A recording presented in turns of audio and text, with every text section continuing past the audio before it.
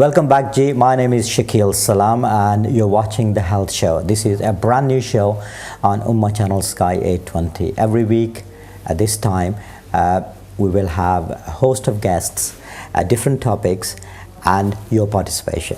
If you would like to ask any question, just give us a ring, use social media, whichever is option available to you. We just talked about social media, but we have done, yeah. We still need to use it. Yeah. So let's talk about, let's have a bit of structure in the show. We're very relaxed today. Yeah. This is like a breakfast show, isn't it? It is. But it's not. Yeah.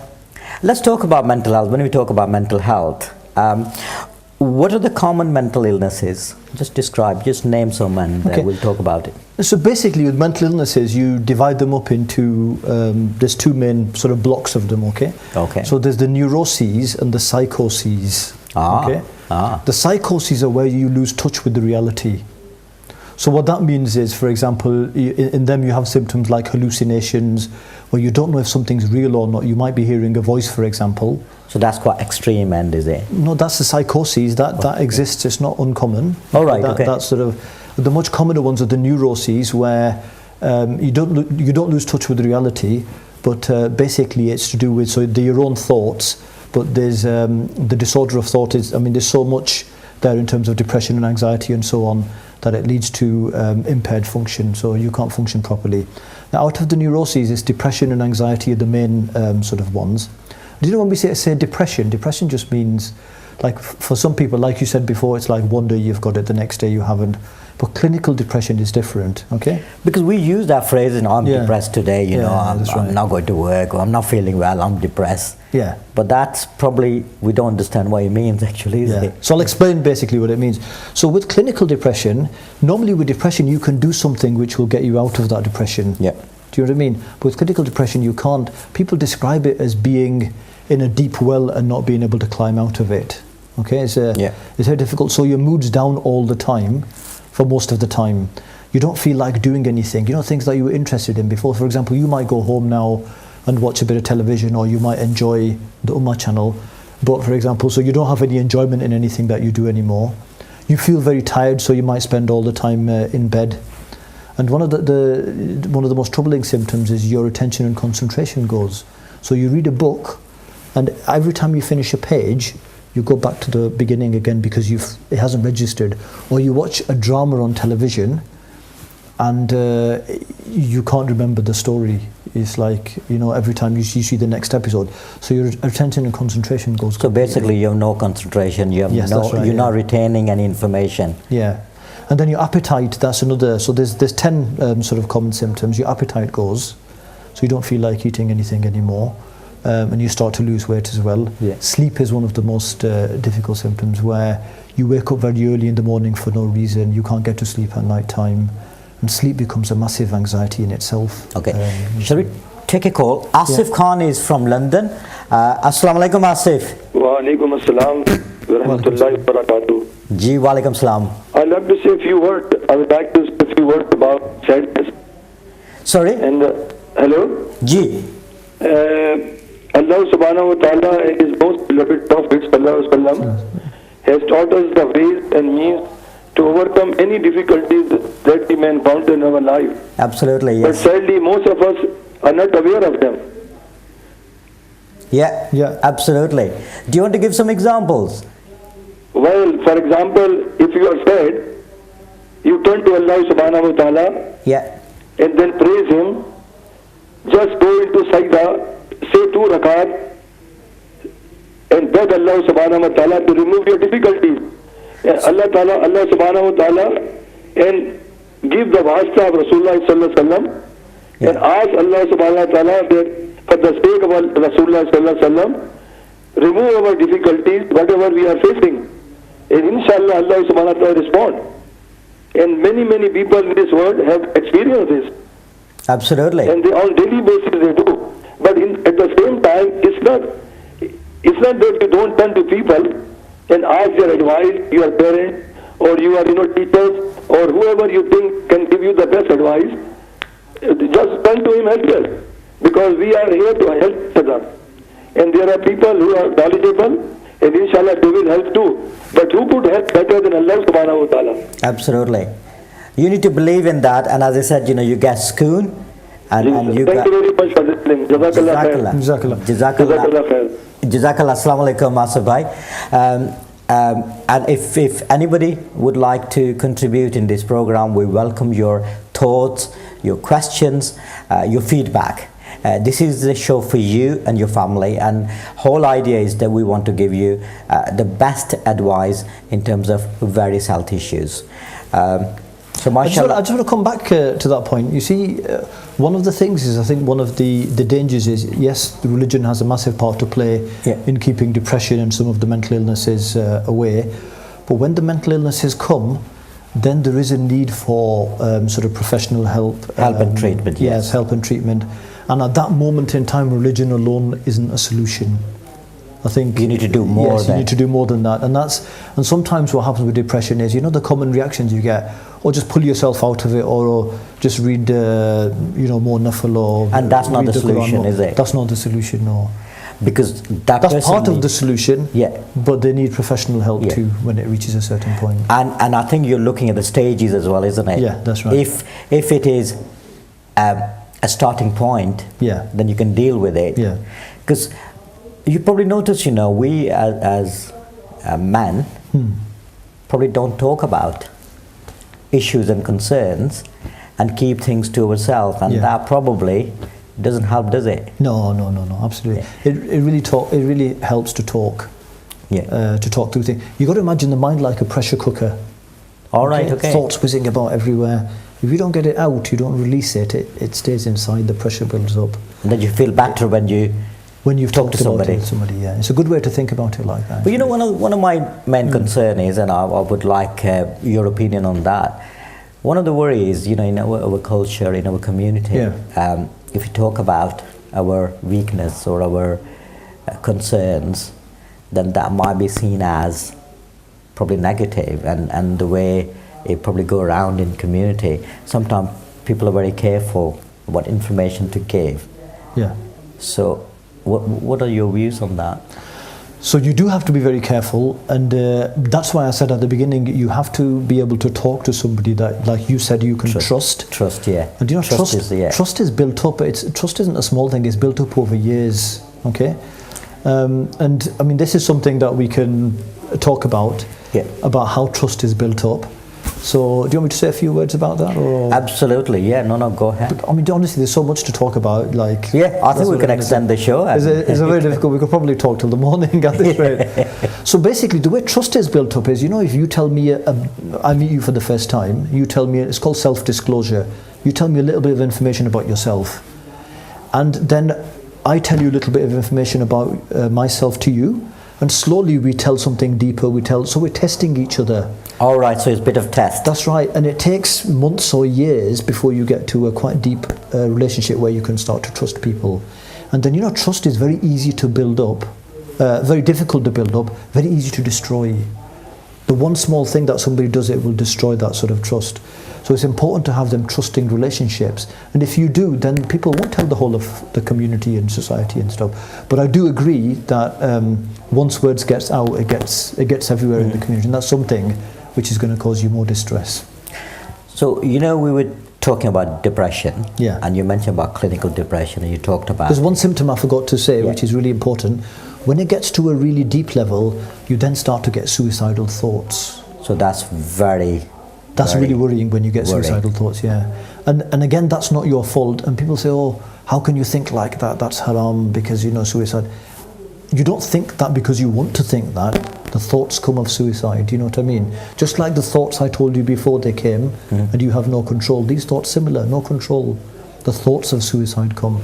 And then it gets to such a level where you start to make plans to do something. And suicide's obviously a major risk factor a major risk of severe depression. Absolutely. You're watching The Health Show. My name is Shakil Salam. I've got guest Dr. Asad Sadiq. He's consultant psychiatrist talking about mental health and well-being, depression, anxiety, and all aspects of mental health and well-being. what is mental health, what are the common mental illnesses we're talking about it. If you would like to ask any question to our guest or would like to take part in this discussion, it's very relaxed atmosphere, and we need to be relaxed because we're talking about mental health. And mental health is very taboo subject, isn't it? It's still not much talked about it. So now we've talked about it, we're less anxious, aren't we? Absolutely, yeah. I'm relaxed. We're quite relaxed now. I actually, I don't feel that I was on TV anymore. Yeah, I think exactly. It's like we're having a chat. A conversation, that's right. Yeah. No, one of the circumstances, we talked about, what causes depression or anxiety or mental health, is perhaps personal relationship is one of the biggest thing, isn't it? Whether it's the children, whether it's husband and wife, whether it's extended family, whether it's our in-laws, and that's where it's really important to understand, respect, and engage, isn't it? So, we have come across a lot of personal relationship where husband and wife not getting on. Okay. Is that lead to depression and suicidal and everything where you talk about clinical depression? It can do. So, especially in our community, if there's quite a few cases I've seen where, women are at home, they're on their own, they don't have any outlet. Okay, so the men often do get out and about. They manage to go to the mosque and to various places. The women, they're just home alone, looking after the children, doing all the work at home. And sometimes, the attitude of the men towards the women is terrible. So it's expectation as well, isn't it? Sometimes the expectation is perhaps more from certain people, or from husband in this case. Yeah, that's right. And perhaps not a lack of understanding as well, isn't it? Yeah. So there's things about the culture as well which we do have to accept are not ideal. And I think, and again, this is a whole discussion in itself, but the treatment of women, especially in Southeast Asian countries, it's I've seen some horrible examples, really, and I think that needs to improve, and that does cause depression because at some level it's just plain cruelty. There's no other word to describe it. You see, so that has a massive impact. But in the things are changing now. In the next generation, things are very different to how they were. So that's one thing which I think is improved. In that women are treated better by men, but the husband-wife relationship or the partner relationship has a huge impact on mental illness. So, what will be the solution? What can be done to improve that relationship? If husband and wife are having issues or trouble?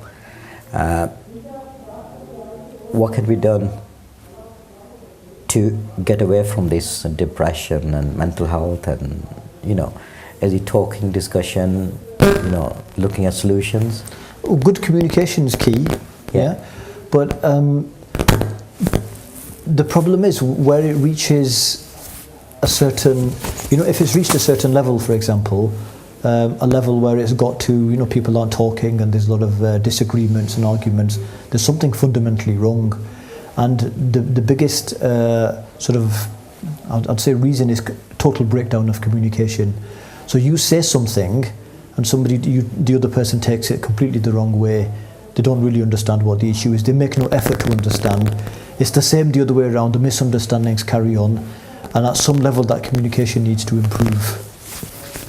Okay, so that's really important, isn't it? Yeah. I spoke to a lot of parents, and they're really concerned about the children growing up in the society. They're worried about, when you said about, whether they will succeed in their education, whether they get involved with drugs and alcohol, and we have a lot of worries about it.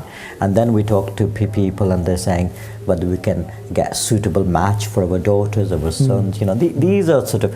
Do you think that is just a general worry, or that could bring into sort of anxiety and depression?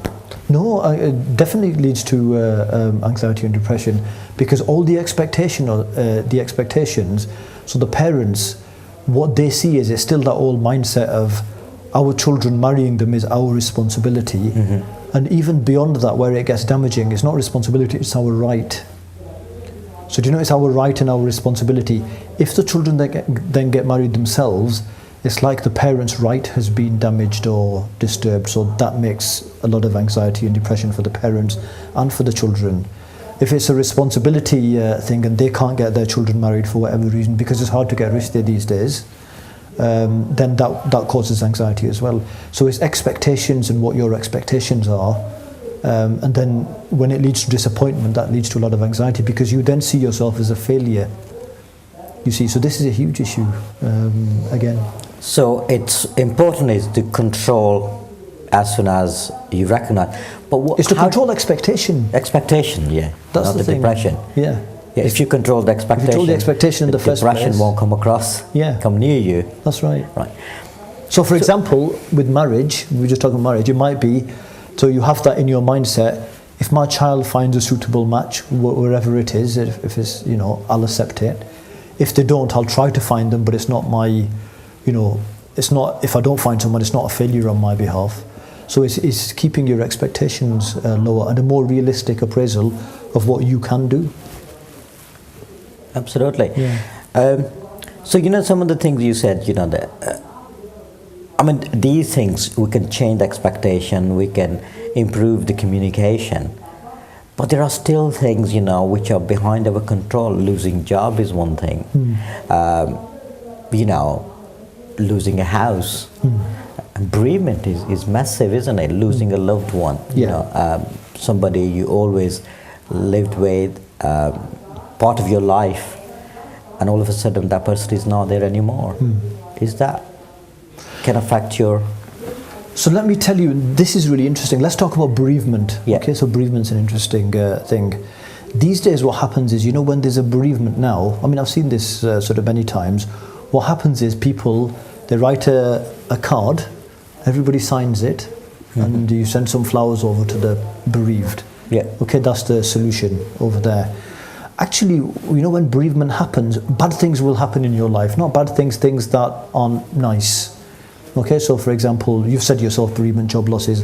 The thing is, when they happen to everybody. Different things happen to everybody. Shakil Saab, there isn't one person out there listening to us or in the world who doesn't have a major problem of some kind.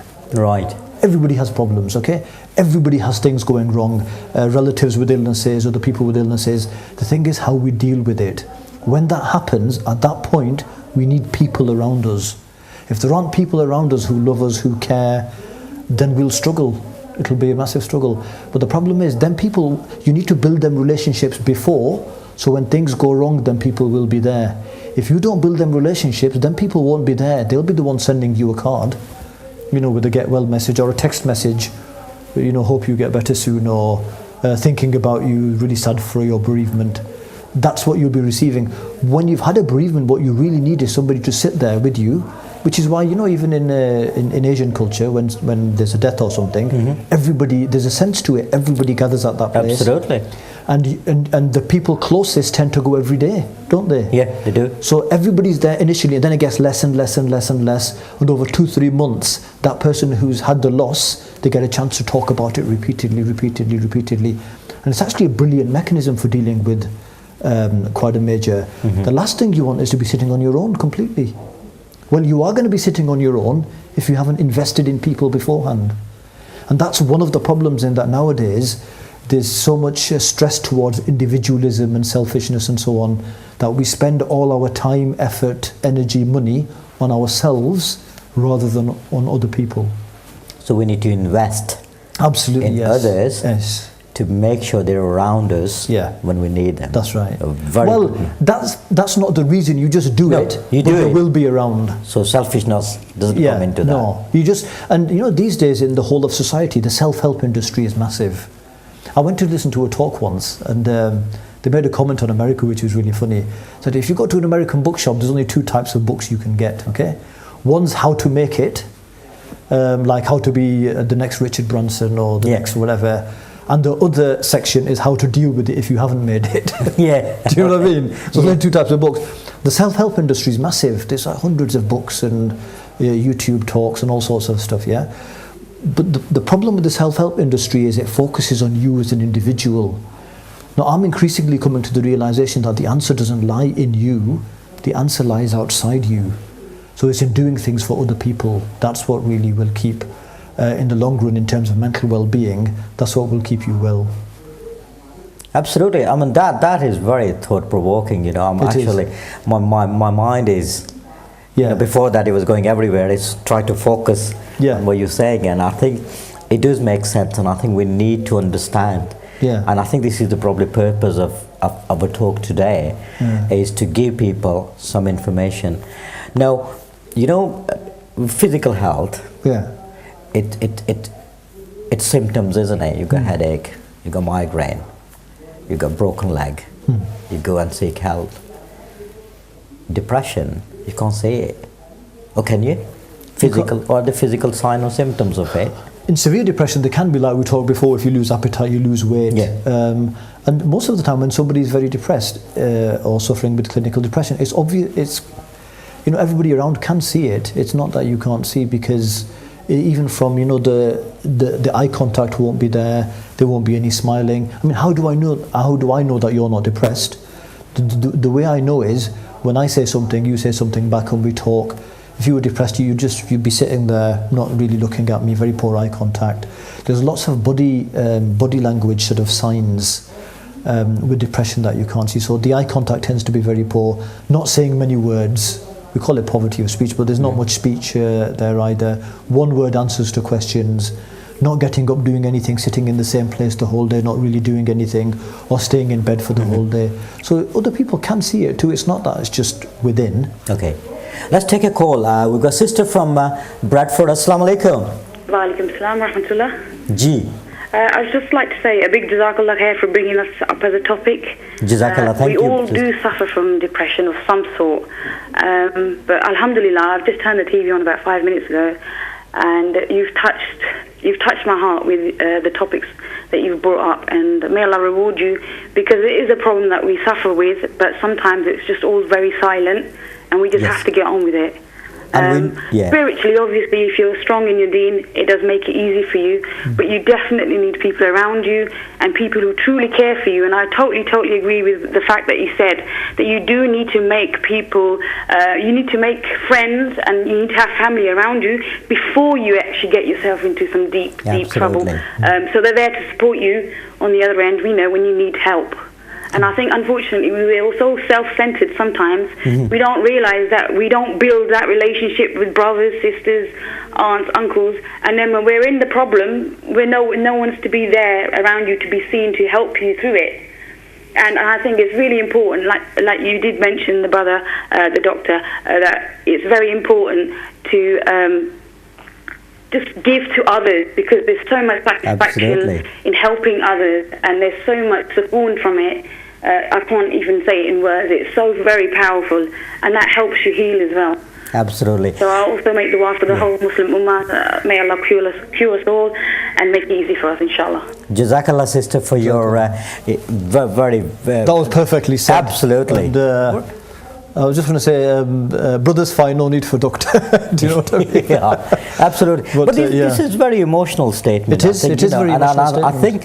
I think it's absolutely right, because sometimes we get involved so much in our sort of single track, you know, just we don't look around, and this beautiful. You know, small acts of kindness, these are the key. For example, if you're at the mosque, you see if there's an old man, you know, they might need a lift home or something, or, you know, these small acts of kindness are very important, and these are the ones which keep, you know, really help in terms of your own sort of mental health as well. But as I think as a community, we do this less and less now. You know, at the mosque there are programs where, I mean, I've seen this many times. I've seen some of the imams actually, which is wonderful to see, helping people out with shopping and all this sort of stuff. But really, you know, to keep that focus away from yourself onto others. And this is my big thing, just in the last year or two, that, you know, the realization that this is actually very, very important for mental well-being. And to be honest, you know, one of the reasons you're here today, because you're very passionate about it. That's I did a program in the past, and you do a lot of discussion, talks, public speaking, and you're a busy person, but keeping yourself busy is good, isn't it? Yeah. Does that cause depression when you keep yourself busy? Okay, so this, I think one of the key things, and this is a very profound statement, you know, it's really important to have curiosity. All right, okay. So when, you know, a child, your 4-year-old, yeah, she's like looking around the world, trying to make sense of everything, seeing what's around the corner, thinking why, and at some point in, you know, it dies in your teens or it gets less. But if you can rekindle that because you've had it once before, and one of the things, you know, it's really good to be curious, because what happens is we live in little bubbles, okay? Yes. So you live in a bubble, you've got a bubble of places. For example, you might go home, then to work, home, work, home, work. Or some people might be home, work, gym, home, work, gym. And that's a bubble, isn't it? That's it. And that's then, nothing else. And then a bubble of people. You meet wife, producer, wife, producer, wife, producer, children sometimes. That's it. That's a bubble of people. And then a bubble of activities. It's like work, cooking, you know, just 3 or 4 things. But my point is there's a whole world out there. There's things to see, things to do, places to visit, people to talk to, knowledge. There's so much out there that we don't know about. And if you can rekindle that curiosity, there'll be no depression, honestly. There's too much in the world to sort of see and do. But that excitement, it dies, but there's no reason why it can't be there. Honestly, sometimes when I talk to people, you know, the very basics of knowledge, there's no curiosity about anything. It's such a restricted lifestyle that people have. And we need to change. I think curiosity really helps to sort of get that back. So, the next part of the program, I think we're going to explore some key tips from you. Right. As an expert, and so simple steps. So but the thing is, we can't change everything within a day, but if we can take small steps towards becoming happy and don't be sad, that we'll be a better person. Inshallah. I just want to say though, you know, I'm you say expert, but I'm myself trying to find my way in the world too. You're expert for us. We'll have a short break, and inshallah Dr. Asad Sadiq will give us a wonderful tips how to be happy. A fantastic discussion we had with our fantastic guest. So don't go away. Keep watching Ummah channel. Let's have a small break and we'll see you soon. Assalamu alaikum.